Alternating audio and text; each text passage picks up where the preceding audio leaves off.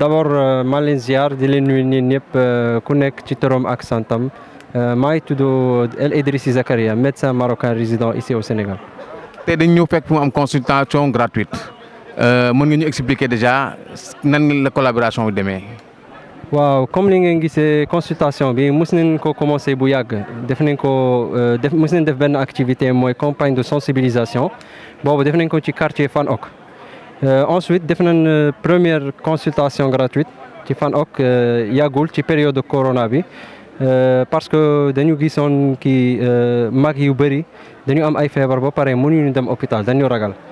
foofu la idée ñëw di ko organiser en collaboration avec la mairie de la commune. Ensuite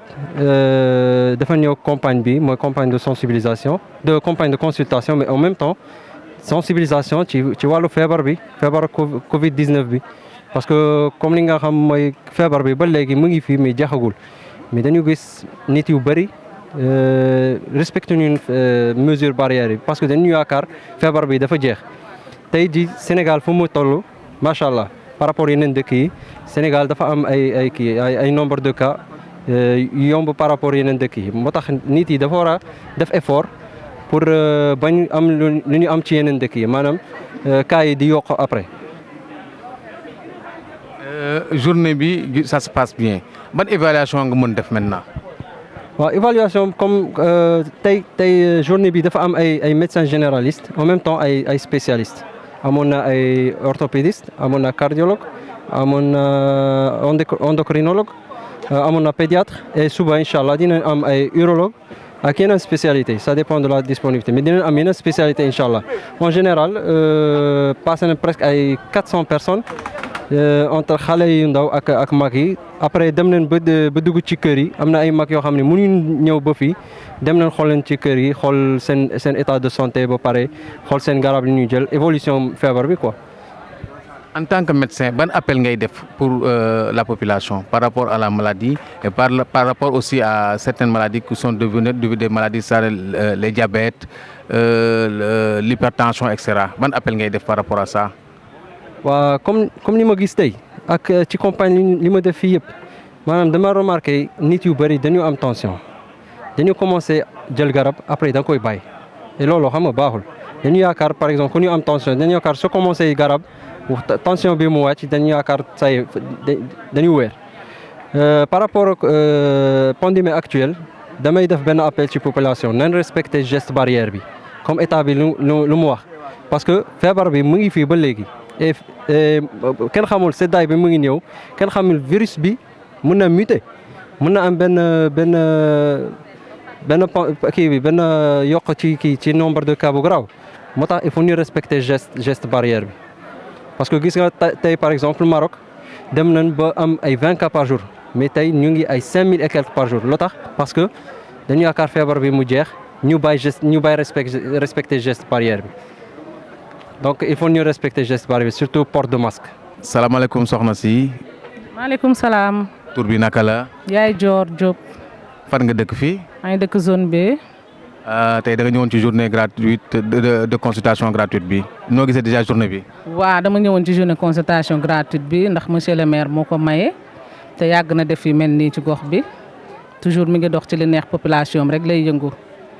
chaque jour tàmm nañ ko ci moom miin nañ ko ci moom. ak fi réew mi toll nii ku ñu ne consultation gratuite may la garab doo def lu dul ñëw consulter wu. kon gis nga am na njëriñ journée bi. am na njëriñ kay am na njëriñ ak fi yoo xam ne ma la wax léegi sànq ak fi réew mi toll nii ñu la kaay faju doo fay dara te li bëgg ci yokk ñi nga xamante ne sax dañoo mënul ñëw nekk ay mag seen tànk yi métti médecins yi ñooy déplacé wu dem seen kër ci gox bi nii médecins yi ngi dem depuis sànq ci kër yi maire yu mag yeeg paa yi dem faj leen foofu jox leen garab seen kër. loolu monsieur le maire rek moo ko mën te c'est pas une première fois yàgg na ko def. yow tu t'es fait consulter. waaw consulté wu naa. ay endroit nga. waaw jox nañ ma garab jox nañ ma lépp. noo gisee consultation bi déjà. génial comme fépp rek comme dama ne yaa ngi hôpital rek dinañ la waxtaan ak yow laaj la lu lay metti di jox la garab faj la neexal la billaay kontaan naa ci vraiment. maanaam kon dafa nekk loo xam dañ ko war di réy di ko def tous les mois tous les 2 mois tous les 3 mois tous les 6 pour yow selon yow périodicité bi la lor doon parce que njëriñ la am. waa am na njëriñ buñ ko mënoon def parce que du lu yomb xam naa parce que maye garab yi du lu yomb garab yi xam naa da koy jënd may ko population bi mais buñ ko mënoon def même bu dee par 6 mois sax ñu koy def te loolu dama la tontu ci question boobu rek pour ñeneen ñu koy déglu ak yeneen ñi nekk ci yeneen gox yi bëgg koo def mais bu dee monsieur le maire moom tàmm na ko moom tàmm na ko c'est pas une première fois moom ay ophtalmo sax daf leen fii indi maye ay verre lu mu cher dañ la koy may te ñëppay am commune bi bu dee monsieur le maire Pala Samb moom du lu bees ci commune bi moom yàgg na koo def moom ñun tàmm nañ ko ci moom consulter moom tàmm nañ ko ci moom hôpital sax doo fay dem ndax da nga koy xaar mu indil la médecin yi fii nga faju kon daal am ngeen chance su maire. am nañ chance su maire barki yàlla am nañ chance su maire doxul lu dul ci li bëgg li population bëgg li gox yi bëgg li xale yi bëgg mag ñeeg ndaw ñi lépp day toog ak ñoom waxtaan ak ñoom jaxasoo ak ñoom xam li leen metti te loolu moo yor réew sa population boo leen jegewul xamul lu leen metti xam kon nooy liggéey ak ñoom te noonu lay doxee ñi ci commune bi yëpp foo tourné da nga koy gis foo ko soxlaa da nga koy jot wax ak moom jaxasoo ak ñëpp di ko ñaanal rek li mu sumb yàlla jàppale ko ci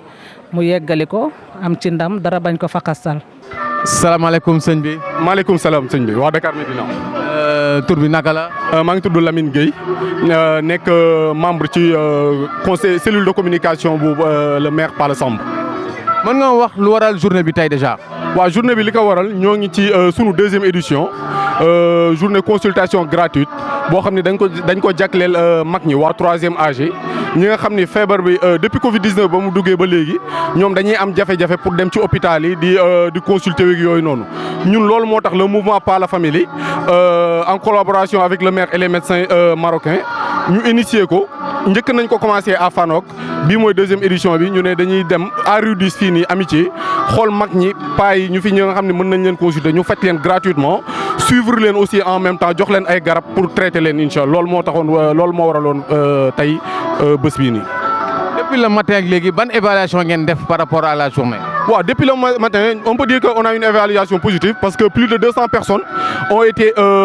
été suivies et là ils sont en traité. À partir de lundi, ils seront ceux qui ont des complications ou bien ont besoin de suivi seront orientés dans des cabinets ou bien cliniques de la place, Inch'Allah. Là, on est presque à 250 de suivi. On avait même initié vers 11h ce matin avec un pédiatre de la place qui sont venus voir aussi en même temps les petits-enfants.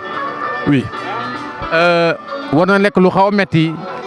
waaw organisation bi bon dinañ ne lu metti la du metti parce que xam nga lépp luy drainer monde rek day laaj organisation day am ay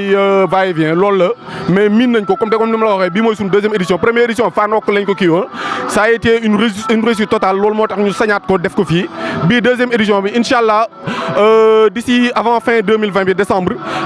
tous les 7 quartiers de la commune incha allah dinañ ko wër quartier bu nekk ñu jox la bés wala sa week-end pour nga organiser lu mel nii incha allah. pour ngeen organiser lii mel ni dafay demander ay moyens ñen ñoo leen jàppale. bon moyens yi on peut dire que le premier collaborateur bi nga xam ne mooy c'est le maire de la commune Pala Samb on peut dire que ni c'est lui qui a financé à 100% avec l'aide des médecins marocains ñoom aussi tamit ils ont contribué parce que ñu bëri tey dañu naroon nekk en service mais ñëw nañ ci jàpp ci parce que ñoom dañu am kóllëre boo xam dañ ko sekk ak Sénégal parce que mënuñu ne ñoom dañ ne seen xam-xam bi ñu am yëpp Sénégal lañ ko amee kon normal la ñu delloowaat njukkal li nga xam ne fii lañ ko xamee ñu delloowaat ko njukkal les Sénégalais ñëw au moins ñëw wan leen ko loolu mais ñoom aussi tamit ñoo ngi leen ci gërëm mais di gën a gërëmal sunu maire Pala Samb. maa ngi nuyu ñëpp ñi fi nekk ku si nekk si turam ak santam di tàmbale si nuyoo bi les conseillers municipaux yi nga xam ne ñoo fi nekk di nuyu le délégué de quartier de la Sicap Rue 10 notable yi fi teew personnalité yi fi teew di beral nuyoo sama jumelle maîtresse Dieynaba directrice de la maison des anges di gërëm bàjjenu gox relais communautaire di gërëm Pala Famille di gërëm waa FEDEFEM tul yëpp ak nit ñi nga xam ne ñëpp ñëw nañ fi li nga xam ne nag moom moo ñu fi dajale ñun ñëpp xam nañ ko ci programme d'activité bi nga xamante ne Pala Famille am na ko dañ ci am benn pàcc boo xam ne dañ ko jagleel santé ñu démarré ko woon première phase bi à Fann Hock tey ak suba ñu nekk rue 10 ak Amitié 1 pour def des journées de consultation gratuite ànd ko ak suñu ay partenaires marocains yoo xamante ne tey ñëpp gis nañu liggéey bu rafet bi nga xam ne moom la ñu liggéey parce que consultation boo xam ne amul lenn lu ñu bàyyi généraliste am na pédiatre am na dentiste am na cardiologue am na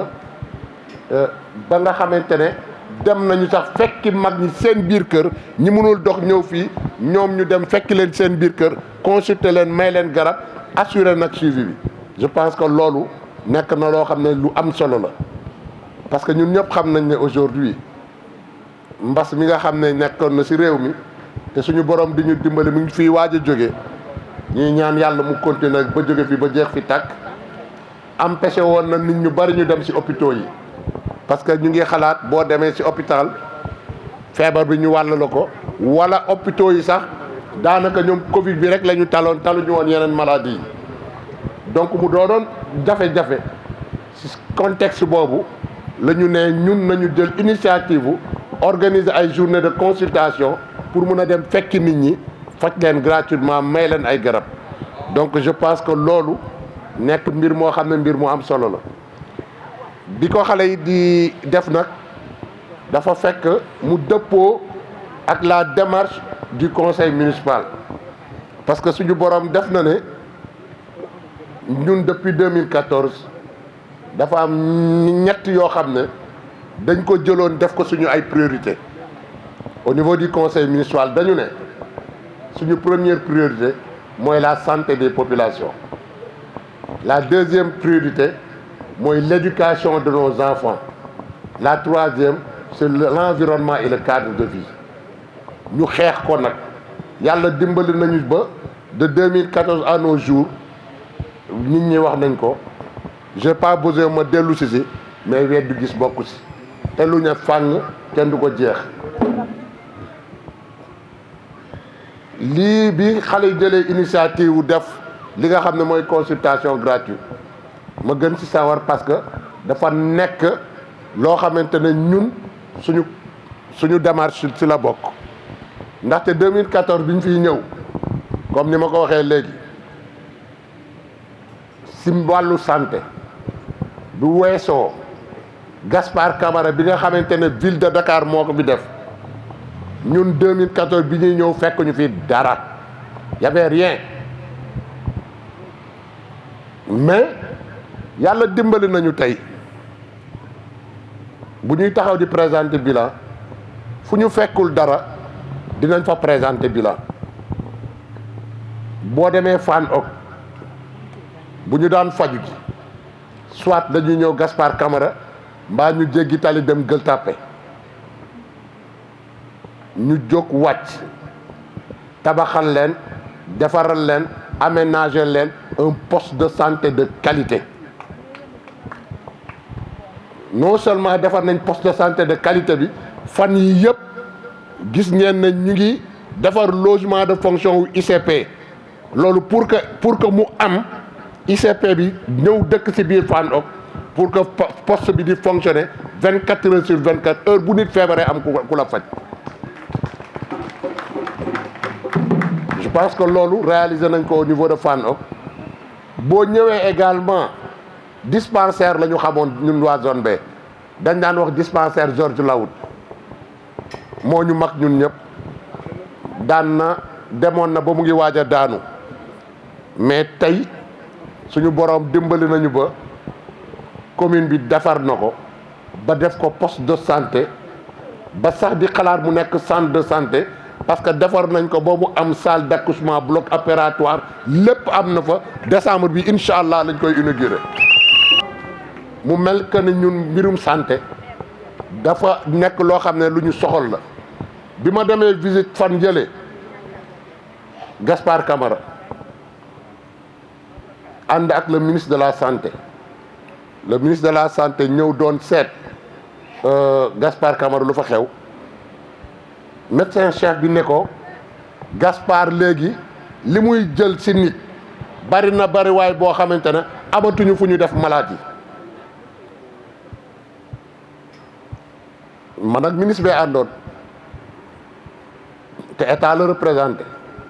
te li mu yor ci budget yoruma 1/10 bi mu ne ma loo ci xalaat ma ne médecin bi lan la bëgg mu ne il faut ñu def extension tabaxaat beneen poste beneen centre de santé ci kaw ma ne ministre bi dinaa ko tabax lancé naa appel d'offre ba liggéey baa ngi waaj a commencé donc Gaspard Camara ñu ngi koy waaj a tabaxaat ci kaw benn R+1 boo xamante ne ni mu toll ci suuf loolu mooy am ci kaw donc loolu lancé nañu appel d'offre bi ba entreprise gagné na marché bi ba nga xamante ne travaux yi d'ici décembre incha allah mu démarré donc loolu yëpp pour wane ne ñun dañu gëm ne santé moo jiitu ci mbirum développement parce que on ne peut pas parler de développement sans la santé parce que ñi war a acteurs yi nga xam ne ñoo war a andi développement bu ñu wérulee kenn du liggéey donc le premier acte premier jalon pour le développement mooy la santé looloo tax ñu insister ñun ci santé boobu may gërëm ñëpp di sant ñëpp encore une fois de plus di xamal population bi rek ne àdduna moom dara yàggul jarul xuloo jarul xeex man xuloo loo ma kenn xeex loo ma kenn sama xeex xam nga lan la des résultats damay def nit ñi di gis man bilan lañ may laaj et je pense que am naa bilan boo xamante ne yaakaar naa ne population bi jar bëgg nañ ko maa ngi gërëm ñëpp di sant ñëpp wasalaam. soxna si. maaleykum salaam. tur bi déjà naka la. maa ngi tudd Codou Diène Samb nekk coordonnatrice mouvement politique Pas la Famille. mais Pas la Famille lu muy tekki déjà. bon Pas la Famille comme son nom l'indique c'est une famille. c'est un groupe de jeunes boo xamante ne dañuy jàppale le maire Pala Samb dans ses activités politiques di ko accompagner aussi. kañ la juddu. bon Pas la Famille mu ngi juddu en 2017. déjà tey da ngeen créé woon da ngeen amoon benn journée bu ngeen defoon mu ne journée de consultation gratuite mën nga ma jox benn bilan par rapport ak journée bi déjà. voilà boo gisee sax ñu organiser woon journée de consultation gratuite yooyu dañu gis que avec le Covid-19 ñu bëri mu ñemee suñu dem ci hôpitaux yi pour faju léegi personnes âgées vu que ñoo gën a vulnérables ñu mettre en place avec l'association des médecins marocains du Sénégal mettre en place un programme bien défini fan la ñu njëkkee tey ñu ngi Sicap Rue 10 pour seet suñu mag ñi ak xale yu ndaw yi voilà. de façon ramassée aussi tey consulté nañ 100 et quelques personnes âgées ak 50 et quelques jeunes xale yu ndaw pour la pédiatrie. ban appel ngay def pour population bi.